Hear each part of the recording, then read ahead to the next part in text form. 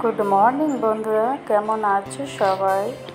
আশা করি যে যেখান থেকে আমার এই ভিডিওটি দেখছো সবাই ভালো এবং সুস্থ আছো, আর আমরাও খুব ভালো আছি। তো বন্ধুরা, ভোরটা তো খুব সুন্দর লাগছে, কিন্তু একটু পরেই রোদ উঠলে প্রচুর রোদের তাপে সবাই নাজেহাল হয়ে যাচ্ছে। তো রোদ ওঠার আগেই আমি এক গাদা জামা কাপড় নিয়ে বসে গেছি ধোয়ার জন্য। আর তার আগে আমি বাসি কাজ সেরে নিয়েছি। আর প্রচণ্ড মাথায় যন্ত্রণা করছে, তো তার জন্য মাথায় তেলও দিয়ে নিয়েছি। তারপর এদিকে বরবাবু বাড়ি এসে তার এক গাদা জামা কাপড়ও নিয়ে এসে সেগুলো কাচার জন্য আমি ছাদে চলে এসেছি আর কাচা ধোয়া করছি। তো আমার কাচা তো হয়ে গেছে, এখন আমি জামা কাপড়গুলো নেড়ে দিচ্ছি। এখনও কিন্তু রোদ ওঠেনি, খুব ভোরেই সকাল 5টা থেকেই আমি কাজটা শুরু করে দিয়েছি, মানে ঘরের যে বাসি কাজগুলো আছে সবগুলোই করা হয়ে গেছে। তো দেখলাম রোদ ওঠার আগেই জামা কাপড়গুলো কেচে নিই, কারণ রোদ ওঠার আগে জামা কাপড় কেচে দিলে যে জলটা ঝরে যাবে, তারপর একটু ছায়া জায়গায় নেড়ে দিলেই বেশ শুকিয়ে যাবে। তার জন্যই আমি রোদ ওঠার আগে জামা কাপড়গুলো কেচে নিচ্ছি। এদিকে ছেলে পড়তে যাবে, হাজব্যান্ড একটা ল্যাবে যাবে রক্ত পরীক্ষা করার জন্য, তো আমাকে বলছে চলো। আর আমি বলছি দাঁড়াও, আগে কাজগুলো কমপ্লিট করি, তারপরে আমি যাব। কারণ একটু রোদ উঠলে না, তখন কোনো কাজ করতেই ভালো লাগে না। তাই জন্য রোদ ওঠার আগেই কাজগুলো করছি। কারণ এবার মনে হচ্ছে আমি সব থেকে বেশি গরম এবারটাই অনুভব করছি, কারণ আমার কাছে এবার গরমটা বেশি মনে হচ্ছে। সবার কাছে কেমন মনে হচ্ছে আমি জানি না, কিন্তু আমার কাছে গরমটা প্রচুর মনে হচ্ছে। যাই হোক, গরম থেকে নিজেকে বাঁচানোর জন্য আমি যত তাড়াতাড়ি সকালবেলা কাজগুলো কমপ্লিট করার চেষ্টা করি। তার জন্য আমি সকালে যে জামা কাপড়গুলো থাকে ধোয়ার প্রতিদিনের, সেগুলোই ধুয়ে নেড়ে দিই।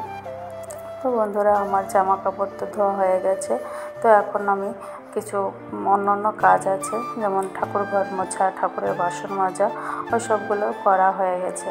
তারপর রেডি সেডি হয়ে ছেলেকে নিয়ে আর হাজব্যান্ডকে নিয়ে চলে গেলাম। ছেলেকে পড়ার ওখানে দিয়ে আমার হাজব্যান্ডকে নিয়ে আমি একটা ল্যাবে গেছি। আমাদের এখানেই হাটখোলার ওখানে একটা ল্যাব আছে, যেখানে রক্ত পরীক্ষা হয়, সব রকমের পরীক্ষা নিরীক্ষা হয়।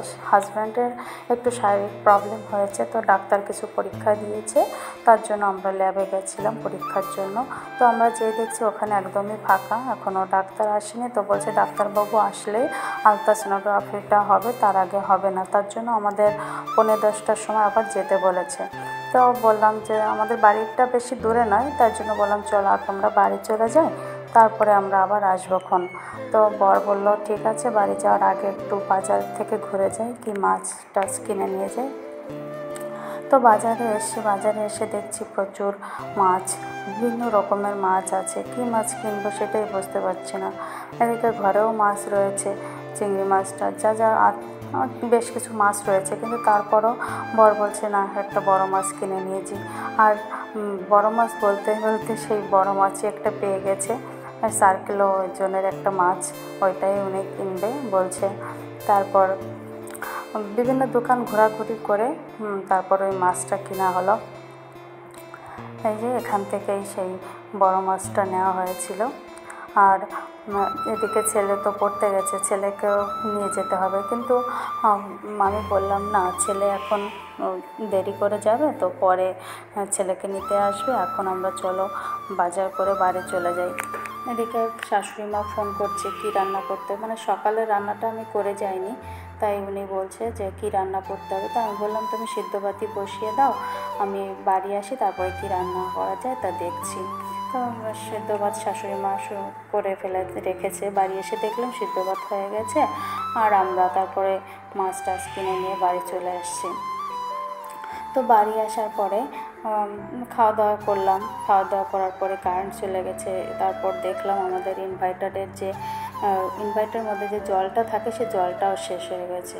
তো হাজব্যান্ড খুব রাগারাগি করছে, কিন্তু তিনি বাড়ি থাকেন না। আমি কি করে এটা ঠিক, আমিও পারি না যে ওই মেশিনটাকে বের করে দেখবো, ঠিক করব, সেটা আমার পক্ষে সম্ভব হয় না। তার জন্য আমি আর করি না। এদিকে মাছটা এনেছি, না কেটেই আনা হয়েছে।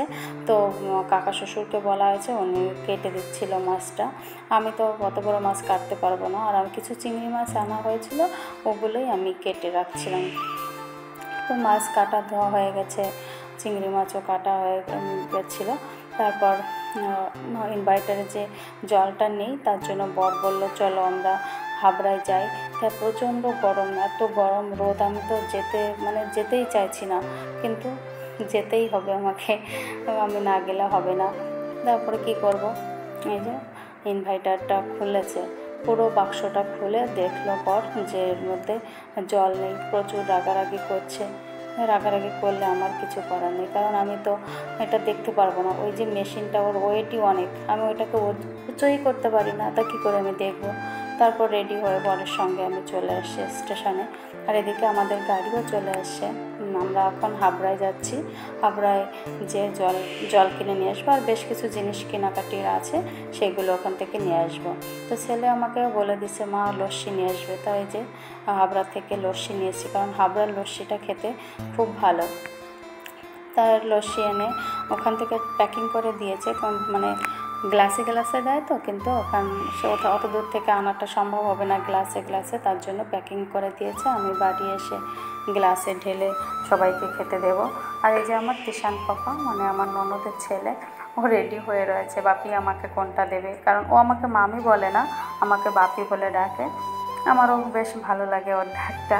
তো বন্ধুরা, আমার এই ভিডিওটি তোমাদের কেমন লাগছে কমেন্ট করে জানাবে। ভালো লাগলে একটা লাইক করবে। আর আমার চ্যানেলে নতুন বন্ধুদের জানাচ্ছি, যদি ভালো লাগে চ্যানেলটি সাবস্ক্রাইব করে রাখতে পারো। আর যারা অলরেডি কাজটি করেছো তাদেরকে আমার অসংখ্য ধন্যবাদ। আর দেখো বন্ধুরা, এখানে আমি অনেকগুলো গ্লাসে প্যাকিং ঢেলেছি। আমার শাশুড়ি মা আছে, শ্বশুর, ছেলে, ননদের ছেলে, 5 জন। আমরা 2 জন খেয়ে এসেছি, আর ঘরে 5 জন আছে, তাই 5টা গ্লাসে আমি ঢেলে দিচ্ছি সবাই খাওয়ার জন্য। আর এদিকে আইসক্রিমও এনেছে। দেখো আমার ছেলে আইসক্রিম অর্ধেক খেয়ে আমাকে অর্ধেক খাওয়াতে এসছে, বলছে মা পাপাকে খাইয়ে দিয়েছি, এবার তুমিও একটু খাও। ও খায়, ভালো লাগলে খাবারটা দেয় না কাউকে, আবার কিছু কিছু সময় সবাইকে দিয়ে খায়, এরকমই। যাই হোক, আমাকে একটু দিল, ওর পাপাকে দিল, এইভাবে খাওয়া দাওয়া হলো। তারপর যে লস্যিটা ঢালাঢালি করছি, এটা আবার বললাম যে ঘরে যে আছে সবাইকে দিয়ে দাও, সবাই খেয়ে নিক, কারণ আর এই লস্যির ভিতর অনেক করে দইও দিয়ে দিয়েছিল। তো বন্ধুরা, গরমে তো প্রচুর হাই হতাশ করছি। আমার তো একটু শরীরটাও খারাপ হয়ে গেছে গরমে, বমি হচ্ছিল, মাথায় যন্ত্রণা হচ্ছিল। তো জল নিয়ে এসেছি, আর একটা নিয়ে এসেছিলাম, ওকে কী বলে জানি, ফোম, একটা বেডশিট নিয়ে এসেছি ওখান থেকে।